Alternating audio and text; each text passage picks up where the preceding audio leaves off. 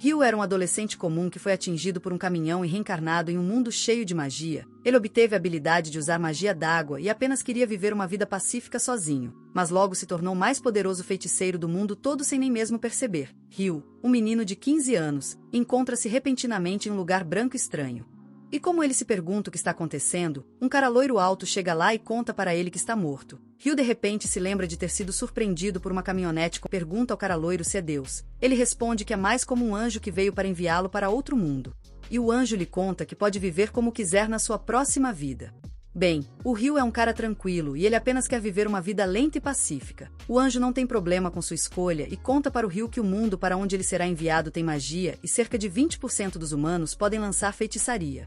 O Ryu tem talento para magia d'água e o anjo conta para ele que será jogado em uma casa segura no meio de uma floresta porque ele optou por viver uma vida lenta. Haverá comida o suficiente para durar 2 meses e haverá uma barreira invisível que impedirá os monstros de se aproximarem dele. Em breve, Ryu acorda na casa no meio da floresta e logo sai para fora para testar suas novas habilidades mágicas. Em seguida, verifica sua casa, que tem carne congelada em uma sala fria e também um banho vazio. Há uma faca e 2 livros de nível básico sobre a mesa que lhe contam sobre os monstros e as plantas da área. Depois disso, ele sai novamente lá fora e experimenta com magia, descobrindo que pode criar água apenas imaginando-a e não precisa cantar feitiçaria alguma. Ele quer tomar um banho quente, mas só consegue criar água a temperatura ambiente. Então decide começar uma fogueira em vez disso.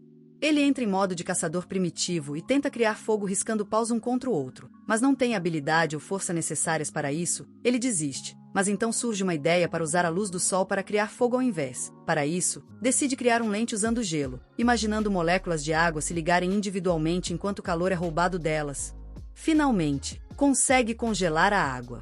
Ele então cava o gelo em uma esfera e a utiliza como lente para acender um fogo. Graças a isso, ele pode desfrutar de um banho quente à noite e se dá conta de que pode criar água quente diretamente se apenas aplicar os princípios da ciência moderna à magia. O próximo dia, enquanto come carne seca para o café da manhã, Ryu pensa que precisa aumentar sua potência ofensiva porque precisará caçar monstros uma vez que esgote as reservas de comida.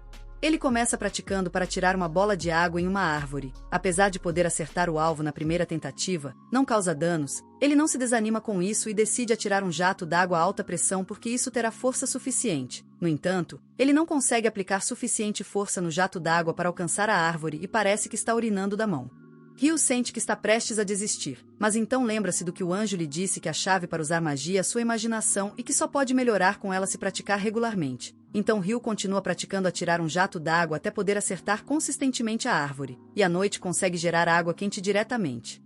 O dia seguinte, ele tenta criar cristais de gelo a partir do ar porque sempre sonhou em usar o feitiço de lança de agulha de gelo. No entanto, atirar um aguilhão é até mais difícil do que atirar água. Mas Ryu continua praticando isso ao lado de suas outras variações de magia d'água. Os dias passam e ele se torna cada vez mais habilidoso em usar água e gelo. Até que decide um dia ir à floresta caçar alguma comida.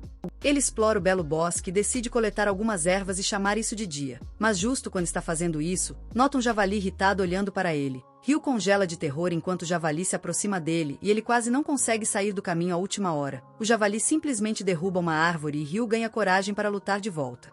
Ele cobre o chão diante do javali com uma folha de gelo, fazendo-o escorregar. Quando o javali se aproxima dele a uma velocidade muito alta, Ryu cria vários ciclos afiados apontando para ele no final da pista. O javali atinge os ciclos a plena velocidade e morre imediatamente após ser transformado em queijo suíço. Ryu não pode acreditar que ganhou e à noite verifica seu livro sobre monstros para descobrir que os javalis são o tipo mais fraco de monstro. Ele nota então que apesar do livro falar sobre monstros de nível iniciante, há 2 entradas especiais no final. A primeira sobre dragões capazes de queimar completamente cidades facilmente e se alguém os vê, ele deve fugir imediatamente. A segunda página sobre demônios, seres de origem desconhecida, e o livro apenas aconselha todos a rezar para nunca enfrentarem um demônio, pois isso significa game over instantâneo. Ryu percebe que o mundo é muito grande e precisa se fortalecer rapidamente. Então, no dia seguinte, larga suas roupas para ir ao modo Tarzan integral e vaza novamente para a floresta. Essa vez, um gavião assassino ataca ele e ele quase evita o primeiro ataque. O grande pássaro então envia golpes de vento invisíveis em sua direção e Ryu percebe que esse monstro está muito acima de seu nível. Ele corre para trás, criando blocos de gelo atrás da sua cabeça para bloquear os golpes do vento e, em seguida, lança jatos d'água contra o pássaro. O gavião assassino evita tudo e, em seguida, carrega em direção a Ryu a toda velocidade, mas ele cria uma parede de gelo no último momento, bloqueando o ataque do pássaro. O pássaro perde um dos seus olhos devido à colisão e decide se retirar essa vez, ao que Ryu se sente aliviado.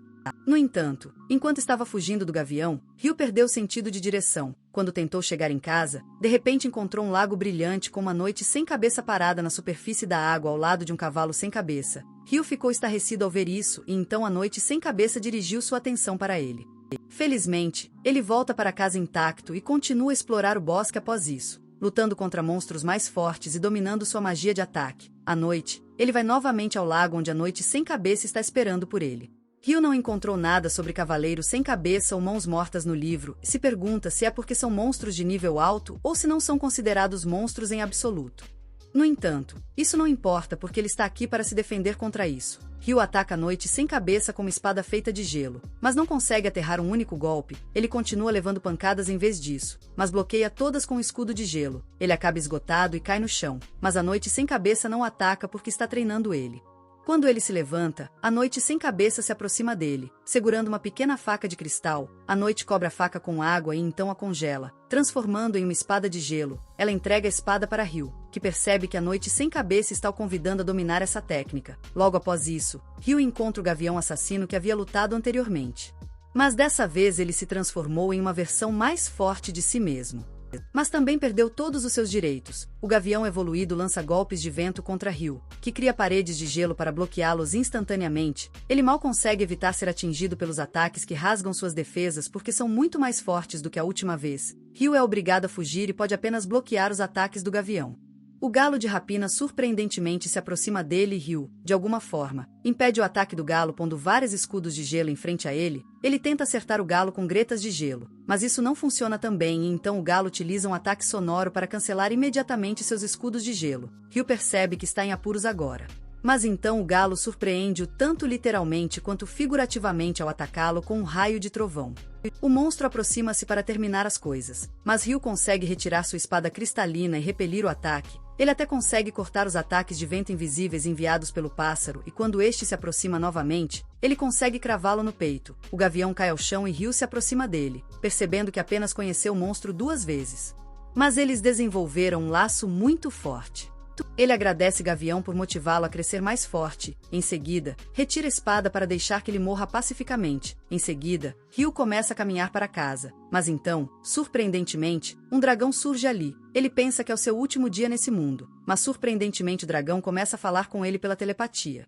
O dragão pergunta se ele viu um gavião preto e Ryu pânico, pensando que pode ter matado o ministro do dragão. Felizmente, o dragão parece muito tranquilo sobre isso e até elogia Ryu pelo seu feito. Ele então aponta que a arma que está carregando é muito rara porque é a espada do Rei da Fada. Ryu não acredita nisso e decide aprender mais sobre o mundo com o amigável dragão, que se apresenta como Levin. Eles conversam durante todo o dia. Mas à noite o dragão precisa voltar para casa e diz a Ryu que podem se encontrar novamente algum dia. Ryu começa a sentir falta de marisco. Então ele visita a praia e é surpreendido ao encontrar o naufrágio lá. Ele encontra rapidamente um homem perto do navio e ao examiná-lo de perto, Ryu descobre que não é um